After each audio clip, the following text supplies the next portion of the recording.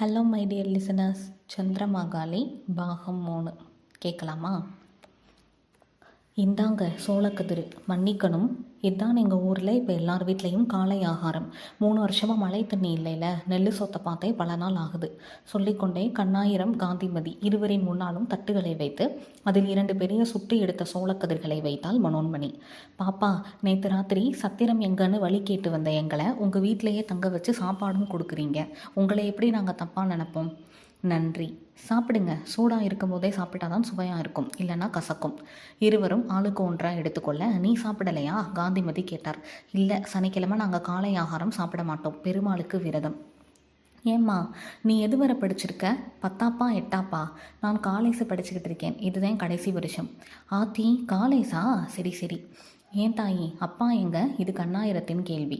அவர் போஸ்ட்மேனாக வேலை பார்க்குறதால காலையில் நேரமாகவே எந்திரிச்சு சைக்கிளை கட்டிக்கிட்டு கிளம்பிடுவார். திரும்பி வர்றதுக்கு சாயங்காலம் ஆகும். சரிம்மா, உனக்கு இன்னைக்கு விடுப்பா இல்லை இனிதான் போவியா? இல்லைங்க, எனக்கு லீவு தான். அந்த ஊரில் புது மனிதர்களை காண்பது அரிது என்பதால் மனோன்மணி அவர்கள் இருவரிடமும் உற்சாகமாக உரையாட ஆரம்பித்தாள். பேச்சோடு பேச்சாக அவர்கள் இருவரும் சாப்பிட்டு முடித்து கை கழுவி கொண்டனர். கோயிலில் பூசை எத்தனை மணிக்குமா பாப்பா? 6 மணிக்கு. சரி, மணி 10 ஆகுது. நாங்கள் போய் கோயிலை பார்த்துட்டு அப்படியே நாட்டாம வீட்டுக்கு போய் எங்கள் காசு என்னாச்சுன்னு விசாரிச்சுக்கிட்டு ஊருக்கு கிளம்புறோம். கவலைப்படாதீங்க, உங்கள் காசு கண்டிப்பாக கிடைக்கும். நம்பி வந்தவங்களை கைவிடுறது எங்கள் மாகாளிக்கு பழக்கம் இல்லாதது. ரொம்ப நன்றி தாயி, உன் வாக்கு பலிக்கட்டும். எல்லாரும் நல்லா இருக்கணும்னு நினைக்கிற மனசுக்கு நீ சீரும் சிறப்புமாக வாழ்வ. நன்றிங்க. கோயிலுக்கு தானே போறீங்க? இருங்க, நானும் வரேன். சரிம்மா, வா. அவர்கள் இருவரும் தங்கள் துணி மூட்டையை எடுத்துக்கொண்டு வீட்டை விட்டு வெளியேற, வீட்டை பூட்டி சாவியை தாவணி முனையில் கட்டிக்கொண்டு மனோன்மணியும் அவர்களுடன் சேர்ந்து நடக்க ஆரம்பித்தாள். கொஞ்ச நேரம் கூட அவளால் தன் வாயை மூடிக்கொண்டு சும்மா இருக்க முடியாது என்ற காரணத்தால் காந்திமதியின் கையை பிடித்துக்கொண்டு வாயை கிண்டி பேச்சு கொடுக்க ஆரம்பித்தாள். பேசிக்கொண்டே நடந்ததால் ஊரின் மத்தியில் இருந்த கோயிலும் சீக்கிரமே வந்துவிட்டிருந்தது. மிகவும் பழமையான கோயில் என்றாலும் அழகாய் மிகவும் அமைப்பாய் இருந்தது. மூவரும் உள்ளே நுழைந்தனர். கோவிலில் அவ்வளவாக கூட்டமில்லை. மனோன்னு, சொல்லுங்கம்மா. கோயிலில் கூட்டமே இல்லாமல் இருக்குது. இப்பெல்லாம் உங்கள் ஊரில் யாரும் மாத்தாவை கண்டுக்கிறதே இல்லையா? கொஞ்சம் அப்படியும் சொல்லலாம். மற்றபடி செவ்வாய் வெள்ளிக்கிழமைகளில் கூட்டம் அதிகமாக இருக்குமா? பிரகாரத்தை சுற்றிவிட்டு உள்ளே போய் பூசாரியை பார்த்து சாமி பாதத்தில் கண்ணாயிரத்தின் மகள் கல்யாணியின் பத்திரிகையை வைத்து பூஜை செய்து தர சொல்லி கும்பிட்டனர். மற்ற அம்மன் சிலைகளிடமிருந்து சந்திரமாகாளியின் தோற்றம் சற்று வேறுபட்டு இருக்கும். சிவன் சிலைகளைப் போல் அவள் தலையில் பிறை நிலவு இருப்பதும் 4 கைகளிலும் கரும்பு, நாகம், சூலம், சக்கரம் இருப்பதும் சிறப்பம்சம். அழகிய வடிவான அவள் முகத்தை பார்க்க பார்க்க கண்கோடி வேண்டும். பின்னர் பிரகாரத்தில் சிறிது நேரம் அமர்ந்திருந்து விட்டு மனோன்மணியிடம் விடை பெற்று நேராக நாட்டாமை வீட்டை பார்த்து கிளம்பினர் கண்ணாயிரமும் காந்திமதியும். நாட்டாமை செல்வராசு வீடு. பிரம்மை பிடித்தவள் போல் ஒரே இடத்தை விரித்து பார்த்து கொண்டிருந்தாள் சோர்ணம். நேற்று இரவு செல்வராசு பேசிய விஷயங்கள் அப்படியே மனதில் பதிந்து கரையான் போல் அரித்து கொண்டிருந்தது. நம்ம சந்திரமாகாளியோட சக்திக்கு பயந்து கெம்பாரெட்டி கொடுத்த அந்த தாமிரத்தால் ஆன யந்திரத்தையும் கூடவே நவதானியங்களை சிவப்பு துணியால் கட்டி அதையும் கோயில் வாசலில் புதைச்சி வச்சோம். அதோட மந்திர சக்தியால் 3 வருஷத்துக்கு அவளால் வெளியே வரவும் முடியலை, பௌர்ணமி வேட்டையை நடத்தவும் முடியலை. எல்லாம் சரிதான். ஆனால் போன வாரம் ரோட்டை விரிவுபடுத்தணும்னு புல்டோசரை வச்சு சில இடங்களை தோண்டிட்டு இருந்தப்ப கோயில் வாசல் படியையும் ஒரு ஓரமாக இடித்தாங்க. மண்ணை அள்ளி ஒரு மூலையில் குவிச்சாங்க. அப்போது அந்த மண் குவியெல்லாம் அந்த யந்திரம் கிடந்துச்சு. அப்போதான் எனக்கு விஷயமே தெரிஞ்சிச்சு. அது வெளியே வந்ததுக்கப்புறம் வரப்போகிற பௌர்ணமி நாளைக்கு தான். அந்த அசலூர்காரன் அந்த பணத்தை யாரையும் ஏமாத்தாமல் நியாயமாக சம்பாதிச்சிருந்தான்னு வை. திருட்டு பயலுகளை மாகாளி ஒரு வழி பண்ணிடுவான். இதில் நம்ம கெட்ட நேரமோ என்னமோ அந்த கெம்பாரெட்டிக்கு பக்கவாதம் வந்து படுக்கையில் இருக்காப்ல. அவர் நல்லா இருந்தால் கூட இன்னொரு தகடு ஏற்பாடு செய்ய சொல்லி கேட்டிருக்கலாம். என்ன செய்யறதுன்னு எனக்கு ஒன்றுமே புரியலடி சொர்ணம். ஐயோ, காளி திருப்பி வேட்டையை ஆரம்பிச்சிட்டான்னா நம்ம என்ன செய்யறது? இவர் வர அநேக தப்பு காரியங்கள் பண்ணிக்கிட்டு இருக்காரே. அப்பன்னா ஐயோ, நம்மளையும் ஏதோ ஒரு பௌர்ணமி அன்னைக்கு சூளத்தால் குத்தி போட்டுருவாளோ? சொத்து பத்து நகை நட்டுன்னு வாங்கி போட்டப்ப எல்லாம் நல்லா இருந்துச்சு. இப்போ பயந்து என்ன ஆக போகுது? அவள் யோசித்து கொண்டிருக்கும் போதே ஐயா அம்மா என வாசல் பக்கம் இருந்து ஒரு குரல் கேட்டது. ஆறது? கேட்டுக்கொண்டே வெளியே வந்தால் சொர்ணம். கண்ணாயிரம் தான் காந்திமதியோடு நின்று கொண்டிருந்தார். ஆறு நீங்க?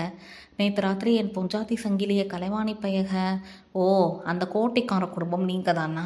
ஏயா இப்படி ஓங்குதாங்கான உயரமாக இருந்தால் மட்டும் போதுமா? மூளை வேணாமா? அந்த கள்ளன் துரைச்சாமி கிடைக்கல. உங்கள் சங்கிலியும் பணமும் அம்பிட்டு தான். நீங்கள் வந்தால் கொடுக்க சொல்லி 100 ரூபாயை என்கிட்ட கொடுத்துட்டு போனார். யாரோ காசை தொலைச்சதுக்கு எங்கள் வீட்டு பணத்துலேருந்து தண்டம் அழுவ வேண்டியதாக இருக்குது. எல்லாம் எங்கள் தலையெழுத்து. இருங்க, கொண்டு வாரேன். சொர்ணம் உள்ளே செல்ல முயல. நிறுத்துங்க. யாருக்கு வேணும் உங்கள் காசு? இந்த ஊரில் என்ன பஞ்சாயத்துனாலும் உங்கள் வீட்டில் முறையிடுறது வழக்கம்ங்கிறதால தான் நீங்கள் வந்தோம். வந்தது எங்கள் தப்பு தான், மன்னிச்சுக்கோங்க. எங்கள் காசை திருடுனவன அந்த சந்திரமாகாளி கேட்பா, நல்லா கேட்பா. ஏங்க வாங்க போவோம். இனி இங்கே நமக்கு என்ன வேலை? நிற்காதீங்க வாங்க. சாமிக்குன்னு முடிஞ்சு வச்ச காசை எடுத்து பஸ்ஸுக்கு வச்சுக்கலாம். எல்லா பேரையும் மாகாளி பார்த்துக்கிடுவா. வழிந்த கண்ணீரை துடைத்து கொண்டே காந்திமதி வேகமாக நடக்க ஆரம்பித்தாள்.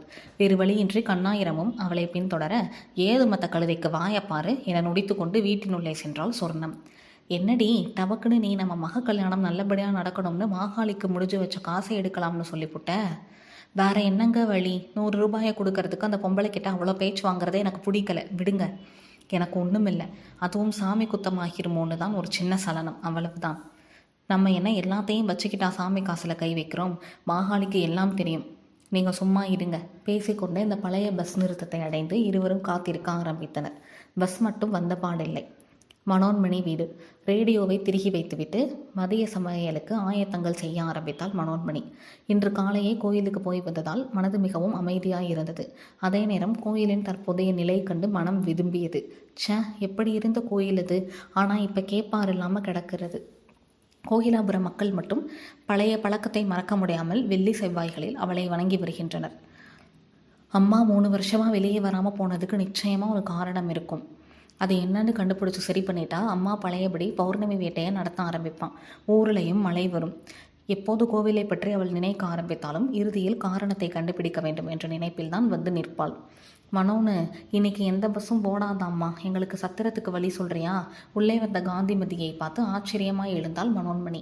அம்மா என்ன சொல்கிறீங்க? ஆமா பிள்ளை, தேனியில் ஏதோ ஜாதி கலவரமாம், அதனால் தடை உத்தரவு போட்டிருக்காங்க. நாளைக்கு தான் பஸ் வரும் போல இருக்கு. பஸ் நிறுத்தத்தில் நின்றுட்டு இருந்தப்ப வெளியூர்லேருந்து வந்த ஒருத்தர் சொன்னார். ஓ அப்படியா? அப்பா எங்க? அப்பா வெளியே தான் நிற்கிறாரு. அட ஏம்மா உள்ளே வர சொல்லுங்க. எதுக்கு வெயில்ல? சத்திரத்துக்கு போகிறோம்மா. நேற்று தான் நீங்கள் தங்கிட்டோம்ல, உனக்கு எதுக்கு வீண் சிரமம்? அட என்ன நீங்கள்? கையை கழுவி விட்டு எழுந்தவள் வெளியே போய் கண்ணாயிரத்தை பேசி சரி செய்து உள்ளே அழைத்து வந்தாள். இருவரையும் தண்ணீர் கொடுத்து அமர வைத்து நாட்டாமை வீட்டில் என்ன நடந்தது என விசாரித்து தெரிந்து கொண்டாள்.